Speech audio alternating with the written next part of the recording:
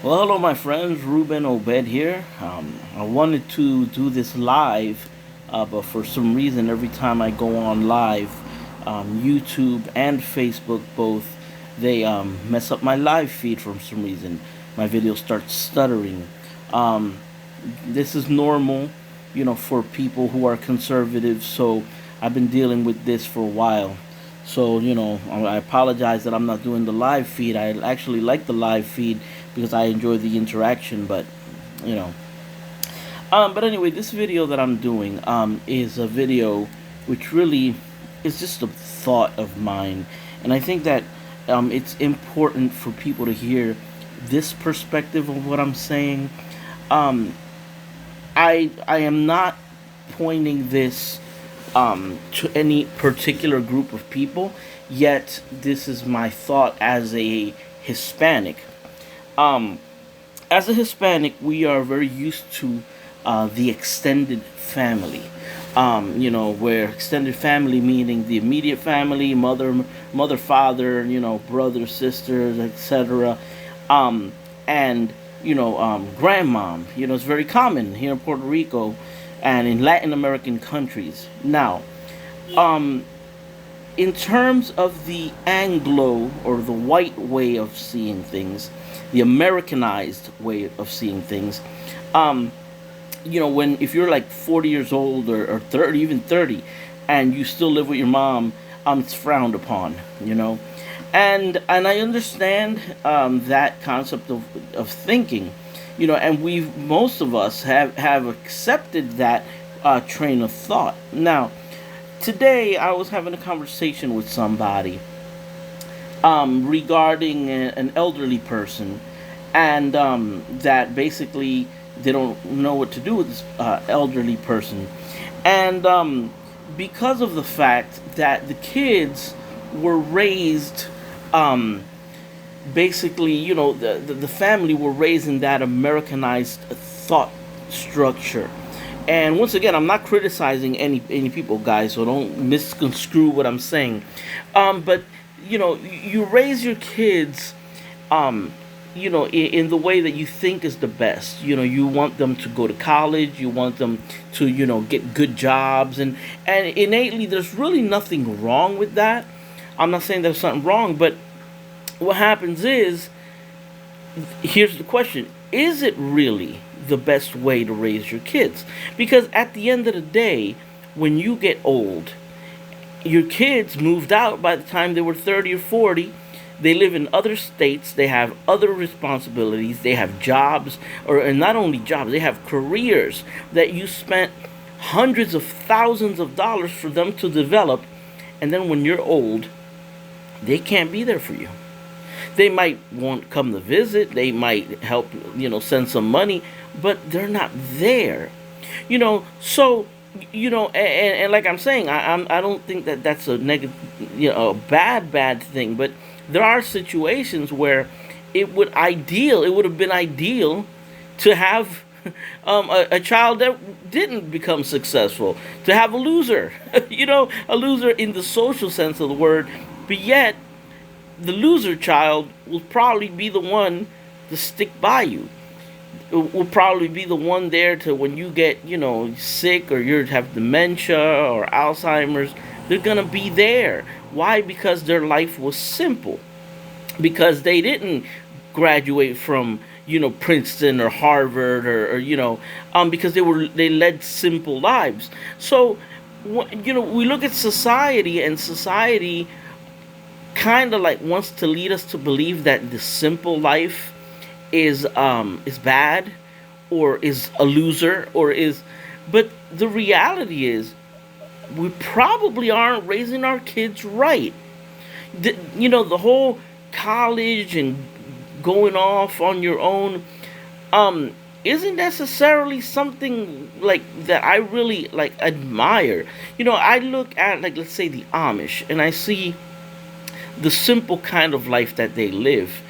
And I'm not saying that I want to live like an Amish, but I do respect their value system, and the fact that they stay at a modest level of, let's call it, social development, you know? But what happens when the parents get old? You got your kids there. They'll take care of you. You got your kids there to to cut the hay, and to bring things, and to fix the garden, and to milk the cow, and you at your old age you have your grandkids running around, and you have, so, and like I said, I'm not telling you, I'm not saying that only the Amish. I'm saying that cultures that develop that or have that social structure where the grandparents stay and they're all together, ultimately it's better for the elderly, because, and for the youth, because it keeps you grounded. Like, I mean, I have my daughter and stuff, and I mean, I don't want to get like particular. My daughter's, really young, but let's say my daughter grows up to be this big, high-profile lawyer and lives in, California or in New York and whatnot. Okay, she might have money, she might have a great career and whatnot, but she's not gonna be here with me.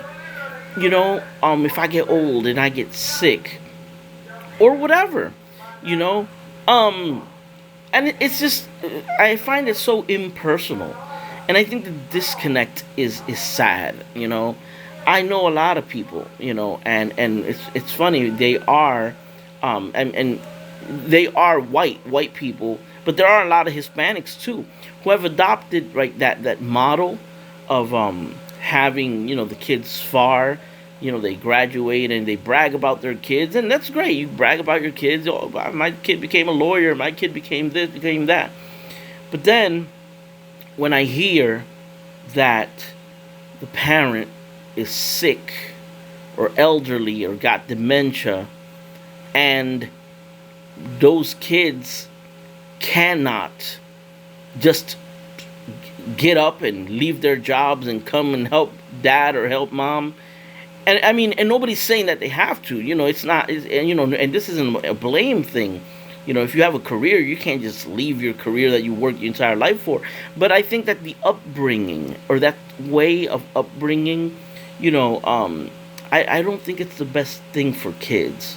So, I mean, yeah, just think about what I'm saying, because sometimes when you're elderly, that kid, the little black sheep of the family, the one that didn't go to college, the one that didn't get his career, the one that probably was home, playing video games at the age of 40, the loser, that's probably the one that's gonna stick by you really close and help you when you can't walk, and help you. So, um, just think about that, because sometimes, we live in a society where we're so focused on success and money, and and we don't realize what is really important in life. It's not being left alone and abandoned and destitute by your kids, you know and like I said, we can't blame the kids, because we raised them that way.